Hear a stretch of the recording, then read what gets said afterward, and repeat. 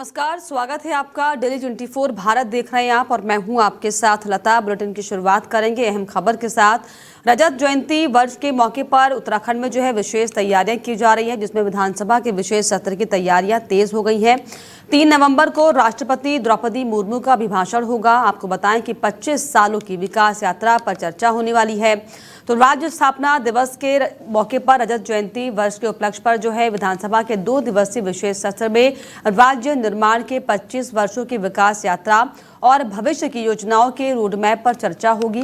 3 नवंबर को सदन में राष्ट्रपति द्रौपदी मुर्मू का अभिभाषण होगा। विधानसभा अध्यक्ष रितु खंडूरी भूषण ने विशेष सत्र के संचालन व सुरक्षा व्यवस्थाओं के लिए विभिन्न विभागों के उच्च अधिकारियों की बैठक ली है। विशेष सत्र में राष्ट्रपति के आगमन, सुरक्षा प्रोटोकॉल और अन्य व्यवस्थाओं पर चर्चा की गई। विधानसभा अध्यक्ष ने सभी विभागों को निर्देश दिए हैं कि राष्ट्रपति के आगमन और सत्र के दौरान किसी भी प्रकार की ढील न बरती जाए।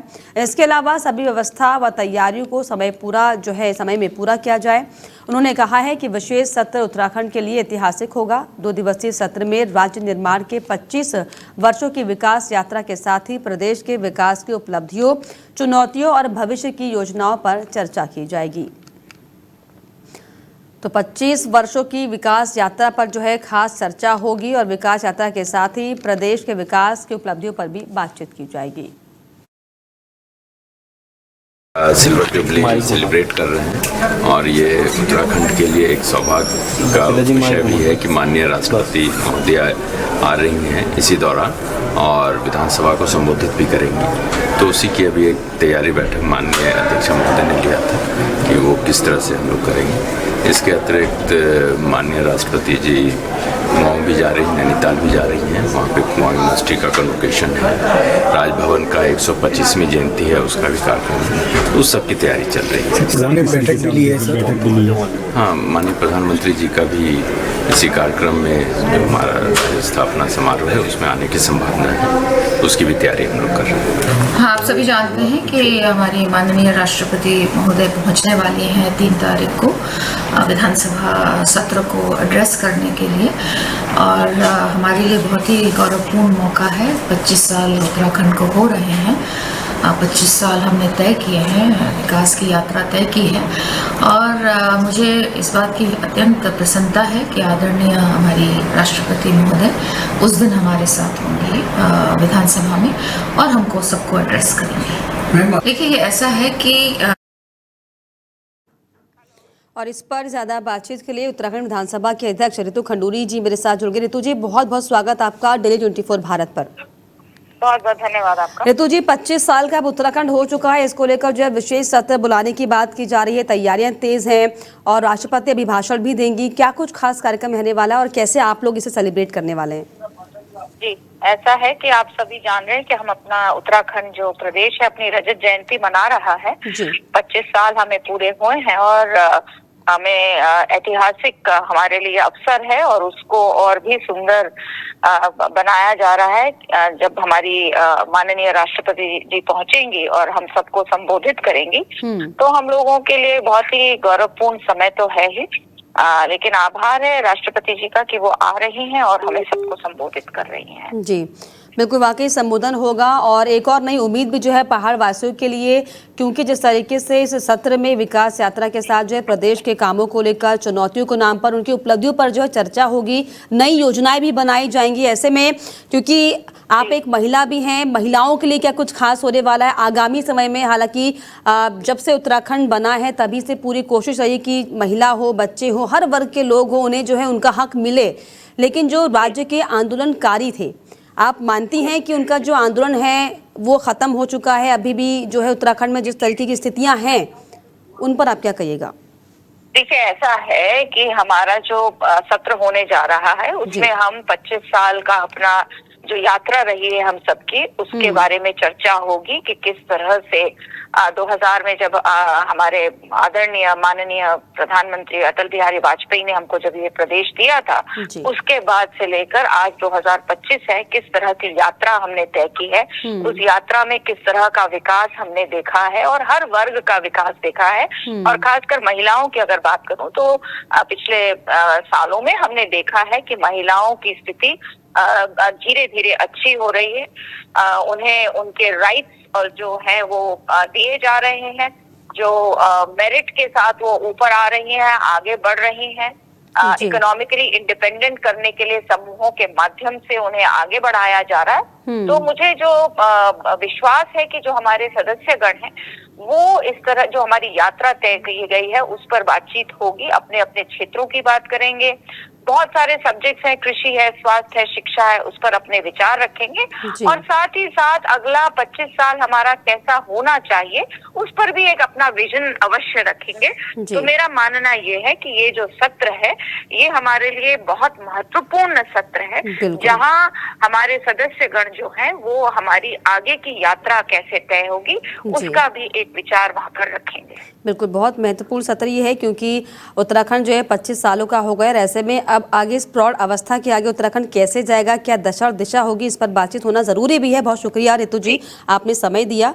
तो उत्तराखंड आपको बताएं कि 25 साल का पूरा होने वाला है और इसी खास अवसर पर रजत दिवस के मौके पर जो है इसे सेलिब्रेट किया जा रहा है और इसी के खास मौके पर जो है 2 दिन का विशेष सत्र बुलाया गया है, जिसमें जो 25 सालों की उपलब्धियां थी उन पर बातचीत होगी। 25 साल में क्या बेहतर काम किए और क्या बेहतर काम होने थे, दरअसल उन पर भी चर्चा होगी, जिसमें जाहिर तौर पर जो है पक्ष विपक्ष अपने तर्क रखेगा कि आगे जो है किस तरीके से रूपरेखा उत्तराखंड की तय की जाए ताकि जो जन समस्याएं हैं वो जो है पूर्ण रूप से खत्म हो जाए पहाड़ों में, पहाड़ वासियों के लिए, उत्तराखंड वासियों के लिए। तो रजत जयंती के खास मौके पर जो है तमाम विशेष तैयारियां की जा रही हैं। विधानसभा के विशेष सत्र की तैयारियां तेज हैं। 3 नवंबर को राष्ट्रपति मुर्मू का अभिभाषण भी इसको लेकर होना है, जिसमें वो बधाई देंगी, शुभकामनाएं देंगी और आगे के लिए कैसे उत्तराखंड की नई दिशा तय की जाए इसको लेकर जो है रोड मैप तैयार किया जाएगा।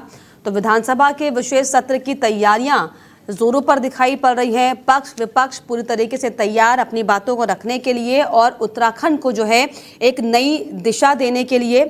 और इसी पर और ज़्यादा बातचीत के लिए मेरे साथ कांग्रेस प्रवक्ता गरिमा दसौनी जी जुड़ गई हैं। गरिमा जी, बहुत बहुत स्वागत आपका दिल्ली 24 भारत में। नमस्कार, धन्यवाद आपका। गरिमा जी, जिस तरीके से हालांकि अभी मेरी रितु खंडूरी जी से भी बातचीत हुई, उन्होंने बताया कि पूरे 25 सालों का आकलन होगा और क्या क्या योजना बनानी चाहिए उस पर बातचीत होगी। अब 2 दिन का माफ कीजिएगा विशेष सत्र जो है होने जा रहा है, विशेष तैयारी इसको लेकर हो रही है। विपक्ष की इस पर क्या तैयारी है? नहीं, हम तो उसी हर्षोल्लास से रजत जयंती मनाएंगे। ये कोई भाजपा का स्थापना दिवस तो है नहीं, उनकी रजत जयंती है नहीं, तो ये पूरे प्रदेशवासियों की है। तो कांग्रेस पार्टी भी पूरी ऊर्जा और उत्साह से इस रजत जयंती को मनाएगा। पूरा पखवाड़ा हमने एक प्रोग्राम चॉकआउट किया है। शहीद स्मारक पर जाकर शहीदों के बलिदान और उनकी कुर्बानियों को नमन करते हुए उन्हें भावपूर्ण श्रद्धांजलि दी जाएगी। उसके अलावा राज्य आंदोलनकारियों को हम धन्यवाद ज्ञापित करेंगे, क्योंकि इन्हीं लोगों की वजह से हमें ये राज्य प्राप्त हुआ। 40 शहादत हो गई, उसके बाद ये राज्य प्राप्त हुआ है। तो ये मौका उन लोगों को याद करने का भी है। इसके अलावा प्रधानमंत्री मोदी यहाँ पधार रहे हैं और बहुत गौरवान्वित होने वाला पल है, क्योंकि वो मेरे प्रधानमंत्री भी हैं और हम उत्तराखंड वासियों के लिए गर्व की अनुभूति हम अपेक्षा करेंगे कि हमारी पहाड़ जैसी समस्याओं को देखते हुए वो जरूर हमें कुछ न कुछ हमारी झोली भर कर जाएंगे। वहीं धामी सरकार के लिए कहना चाहूंगी कि रजत जयंती को मखौल बनाना बंद कीजिए, इसका मजाक उड़ाकर रख दिया आपने। 2 दिन के सत्र में आप क्या क्या डिस्कस करेंगे?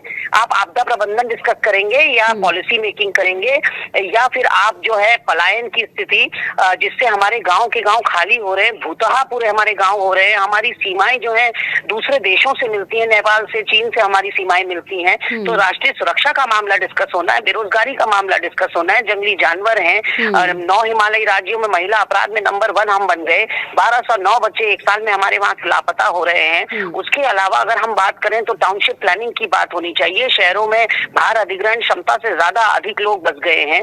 तो कहीं ना कहीं ये सारी बातों पर डिस्कशन के बजाय हम 3 दिन का कॉमेडी सर्कस देखेंगे, जो सरकार और प्रशासन के द्वारा कार्यक्रम रिलीज किया गया है। 1, 2 और 3 नवंबर को कॉमेडी शोज होने वाले हैं उत्तराखंड में। तो ये वक्त हमारे लिए कॉमेडी करने का है। 25 साल हो गए, स्वास्थ्य और शिक्षा को उसके मुकाम तक हम नहीं पहुंचा पाए हैं। डॉक्टर पहाड़ नहीं चढ़ रहे हैं, शिक्षक पहाड़ नहीं चढ़ रहे हैं और आप मजाक बनाकर रख रहे हैं। 1 लाख करोड़ रुपया सालाना हमारा बजट है। आपने जिस तरीके से वाकई कहा कि हम सरकार के साथ साथ रजत दिवस जो है हमारा भी, क्योंकि उत्तराखंड प्रदेश हमारा है।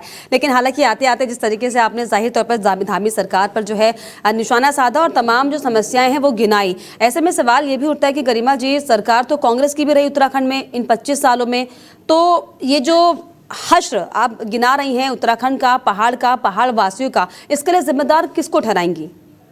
नहीं, बिल्कुल आपने ठीक कहा। देखिए, हम तो जो हम पखवाड़ा मना रहे हैं, हम उसमें पूरा अपना रिपोर्ट कार्ड रखेंगे जनता के बीच में। 2 बार हमारी सरकार बनी, 2002 से 2007 और 2012 से 2017 तक। तो हम तो बताएंगे कि हमने क्या क्या माइलस्टोन रखे। ये जो उत्तराखंड में आप सिटकुल पिटकुल देख रहे हैं, जो उपनल देख रहे हैं, आप तमाम जो मेडिकल कॉलेजेस देख रहे हैं, इंजीनियरिंग कॉलेजेस देख रहे हैं, हमारे 2 अंतर्राष्ट्रीय लेवल के स्पोर्ट्स स्टेडियम देख रहे हैं, ये सब कांग्रेस पार्टी की तो देन है।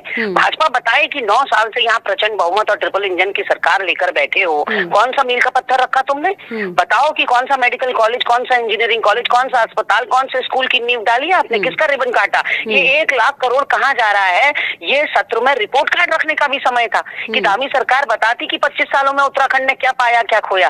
तो 2 दिन का सत्र आप रखेंगे और चाहेंगे कि 70 विधानसभाओं के प्रतिनिधि अपनी विधानसभा की पीड़ा साझा कर सकते हैं। ये 70 विधानसभाओं में जो जनता ने चुना है, इन जनप्रतिनिधियों को बहुत विश्वास के साथ सदन में भेजा कि वो उस विधानसभा की मूलभूत समस्याओं को उठाएंगे सदन के अंदर। आप हर बार 2-3 दिन का सत्र रखते हैं और भाग खड़े होते हैं, तो केवल पल्ला झाड़ने वाली बात हो रही है। ये कोई जो है मन से नहीं कर रहे हैं, इनका कोई मंशा नहीं है कि उत्तराखंड की समस्याओं से पार पाया जा सके, निस्तारण हो।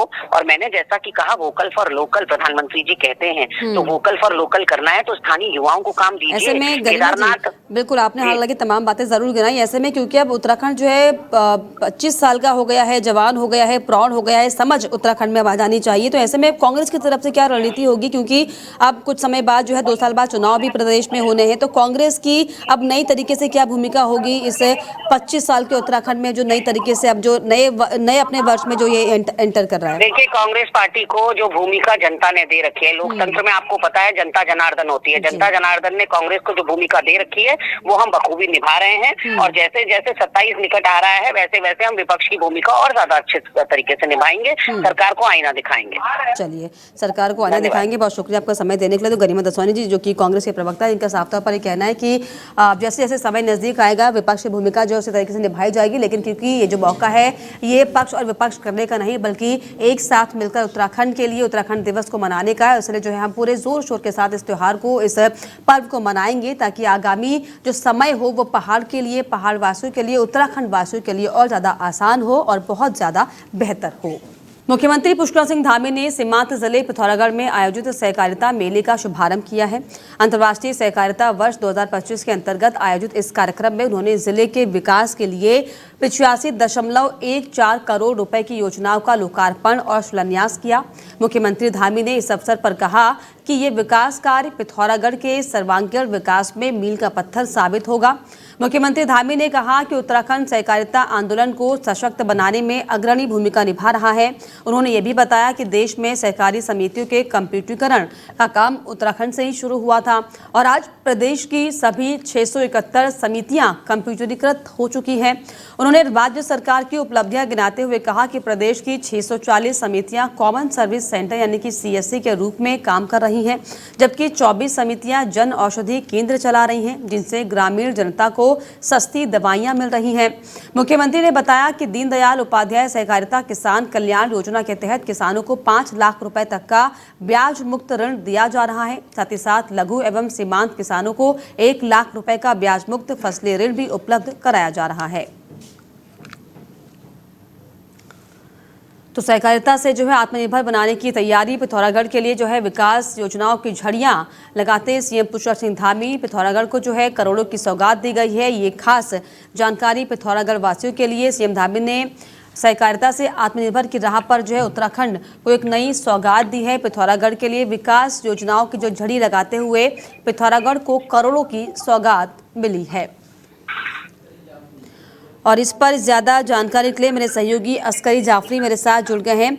अस्करी, पिथौरागढ़ वासियों को जो है बड़ी सौगात सीएम धामी ने दी है, क्या कुछ जानकारी, क्या क्या योजनाएं जो कि आम जनता के लिए सीधे जो है लाभदायक साबित होंगी? देखिए बिल्कुल लता, मुख्यमंत्री कृष्ण धामी ने खासतौर से पिथौरागढ़ वासी को काफी बड़ी सौगात दी है।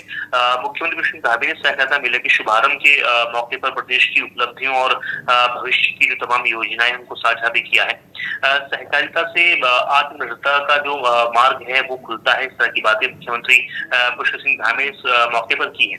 क्योंकि पिथौरागढ़ में 85 करोड़ 14 लाख की योजनाओं का लोकार्पण और शिलान्यास हुआ है, तो कहीं ना कहीं पिथौरागढ़ वासियों के लिए एक बड़ी सौगात के रूप में इसको देखा जा रहा है। पिथौरागढ़ में मेडिकल कॉलेज, स्टेडियम और बस स्टेशन समेत कई तरह के कार्य जो है वो भी पाइपलाइन में है।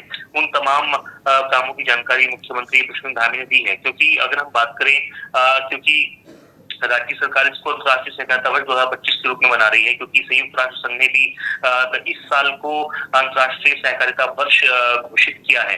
इस मौके पर अगर हम बात करें, पिथौरागढ़ में आयोजित सहकारिता मेले में 85 करोड़ 14 लाख की विभिन्न योजनाओं का लोकार्पण शिलान्यास हुआ। इसमें 23 करोड़ 16 लाख की लागत की शिलान्यास के काम हुए हैं। इसके अलावा 61 करोड़ 98 लाख की जो लोकार्पण कार्य इसमें शामिल है। क्योंकि लगातार इस तरह से मुख्यमंत्री धामी कह रहे हैं कि तमाम जो प्रदेशवासी हैं, खासतौर से पिथौरागढ़ की जो पट्टी के जो किसान हैं, उनके लिए बहुत स्वावलंबी योजना है और तमाम फायदा उनको इससे पहुंचने वाला है। मुख्यमंत्री स्वावलंबी योजनाओं को लेकर जो है साफ तौर पर बड़ी सौगात दी है और विकास योजनाएं जो कि उत्तराखंड में पिथौरागढ़ वासियों के काम आएगी। बहुत शुक्रिया आपका कई तमाम जानकारियों के लिए, तमाम बातचीत है। तो आपको बता दें कि सीएम धामी ने सहकारिता से आत्मनिर्भरता को जोड़ते हुए साफ तौर पर यह बड़ी सौगात पिथौरागढ़ वासियों को दी है, जिससे पिथौरागढ़ के लिए विकास की योजनाओं की छड़ियां सीएम धामी ने आज लगाई हैं। हरिद्वार में कार्तिक पूर्णिमा पर्व से पहले प्रशासन पूरी तरीके से सतर्क मोड में आ गया है। जिलाधिकारी मयूर दीक्षित ने मां मनसा देवी मंदिर क्षेत्र का स्थलीय निरीक्षण करते हुए सुरक्षा, सौंदर्यीकरण और निर्माण कार्यों की बारीकी से समीक्षा की। डीएम ने स्पष्ट निर्देश दिए हैं कि कार्तिक पूर्णिमा से पहले मंदिर परिसर में बन रही स्थायी चौकी को हर हाल में संचालित कर दिया जाए और भीड़ नियंत्रण की ठोस योजना तैयार की जाए। निरीक्षण के दौरान डीएम ने सुरक्षा टीम को ब्रीफ किया और सब इंस्पेक्टर हाकम सिंह तोमर को निर्देश दिए हैं कि कार्तिक पूर्णिमा पर संभावित श्रद्धालु भीड़ को देखते हुए पुलिस, मंदिर ट्रस्ट और ऊपरी प्रबंधन आपसी समन्वय से काम करें। उन्होंने साफ कहा कि जरूरत पड़ने पर भीड़ बढ़ने की स्थिति में सिर्फ मुख्य मंदिर ही खुला रखा जाए ताकि व्यवस्थाएं बिगड़ने ना पाएं। देखिए, अभी आगामी 5 नवंबर को एक मुख्य पर्व है कार्तिक पूर्णिमा, जिसके क्रम में क्राउड मैनेजमेंट को लेकर और जो व्यवस्थाएं हैं वहाँ पर मनसा देवी मंदिर में, उसको आज निरीक्षण किया गया। इसमें वहाँ पर एक पुलिस चौकी की भी स्थापना की गई है, जिसको देखा गया है। साथ ही एक वहाँ पर एक हॉस्पिटल, छोटा हॉस्पिटल डिस्पेंसरी भी बनाई गई है। साथ ही वहाँ पे मंदिर के जो मंदिर प्रशासन है उनके साथ बैठक करके और वहाँ पे जो पुलिस अधिकारी हैं वो सभी के साथ समन्वय बैठक की गई है कि कैसे बड़े पर्वों पर, बड़े स्नानों पर मंदिर में क्राउड कंट्रोल किया जाएगा। साथ ही मंदिर में जो सौंदर्यीकरण का, बिजली की जो लाइन्स है उनको ठीक करने का और अन्य जगह जहाँ जहाँ पर भी क्राउड मैनेजमेंट को लेकर कार्रवाई होनी थी वो की गई है, उसको अभी निरीक्षण किया गया है। इसके अतिरिक्त अभी रिसेंटली ही जो अनुमति प्राप्त हुई, उसके क्रम में मनसा देवी पैदल मार्ग में जो प्रोटेक्शन वॉल्स हैं उनका निर्माण कार्य चल रहा है, उसका भी निरीक्षण किया गया। हरिद्वार जिले के रुड़की के रामपुर गांव में 18 वर्षीय युवक आस मोहम्मद की हत्या के मामले में पुलिस ने बड़ा खुलासा किया है। पुलिस के मुताबिक ये हत्या किसी आपसी रंजिश नहीं बल्कि प्रेम त्रिकोण का खौफनाक परिणाम था। हरिद्वार पुलिस ने मामले में मुख्य आरोपी इंतजार उर्फ अश्तग को गिरफ्तार किया है, जबकि उसका भाई अब भी फरार बताया जा रहा है। दरअसल घटना 26 अक्टूबर की शाम की है, जब आस मोहम्मद अचानक लापता हो गया। अगले दिन ग्रामीणों ने उसके शव को गांव के पास गन्ने के खेत में मिला पाया। पुलिस ने जांच शुरू की तो मामला धीरे धीरे प्रेम और शक की खतरनाक कहानी में बदल गया। एसएसपी हरिद्वार परमिंदर सिंह ढोबाल के मुताबिक हत्या के पीछे प्रेम त्रिकोण का शक था। इंतजार को शक था कि उसकी सगाई वाली लड़की के साथ आस मोहम्मद के रिश्ते थे। इसी शक ने इसे खून को जन्म दिया। वहीं पुलिस ने हत्या में इस्तेमाल चाकू और खून से सनी कमीज बरामद कर ली है। फरार आरोपी की तलाश में दबिशें जारी हैं। पुलिस का दावा है कि सनसनीखेज केस का मुख्य खुलासा कर लिया गया है और जल्द ही दूसरा आरोपी भी गिरफ्तार होगा। क्षेत्र में रामपुर के पास में गन्ने के खेत में एक युवक की डेड बॉडी पुलिस को मिली थी, जिसका गला रेत के हत्या की गई थी और इसकी पहचान आस मोहम्मद के नाम से हुई थी। तत्काल मामले की गंभीरता को देखते हुए पुलिस के द्वारा मृतक के पिता से एक तहरीर लेके इसमें अभियोग पंजीकृत किया गया था और क्योंकि मामला काफ़ी संगीन था इसलिए हत्या के आरोप में पुलिस के द्वारा जो आवश्यक छानबीन है वो स्टार्ट की गई थी और विवेचना की प्रगति को ध्यान में रखते हुए एसपी ग्रामीण और सीओ द्वारा भी इसका पर्यवेक्षण काफ़ी निकटता से किया जा रहा था।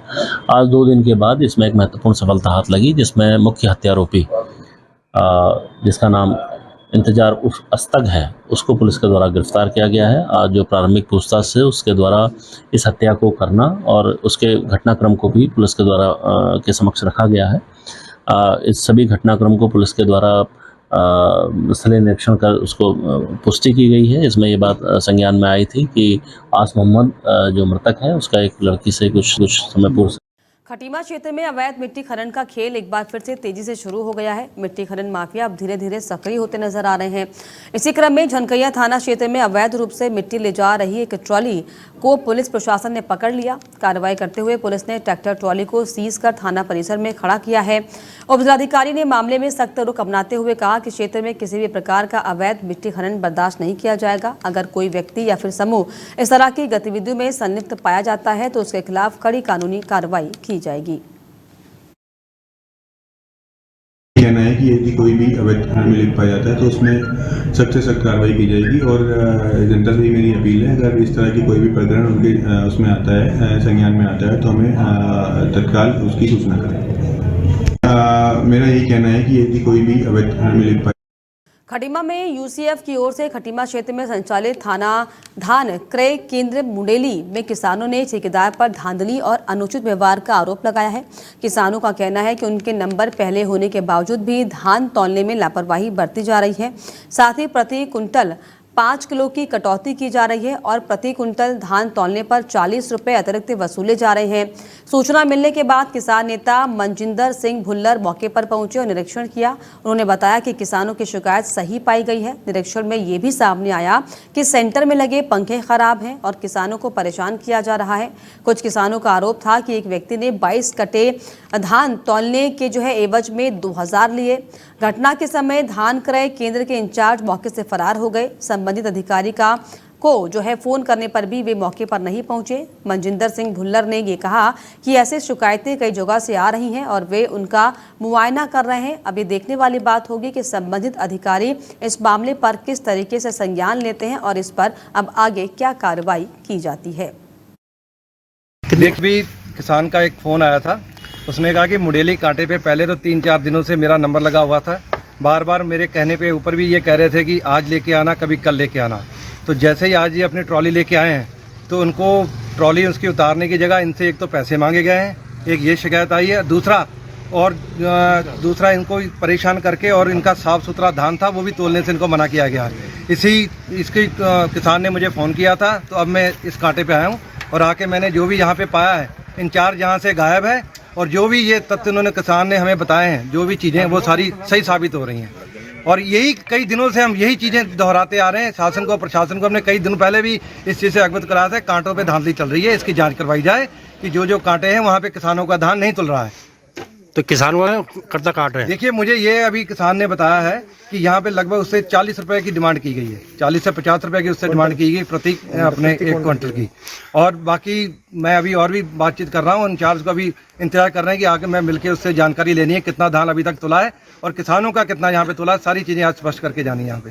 और जो जी उसके बारे में इन्होंने कहा है कि कर्ता जो है साफ सुथरा वो अपने घर से धान को सहला के लेके आ रहे हैं, पूरा उसका उड़ा के लेके आ रहे हैं और यहाँ पे कांटे पे जो भी चीजें।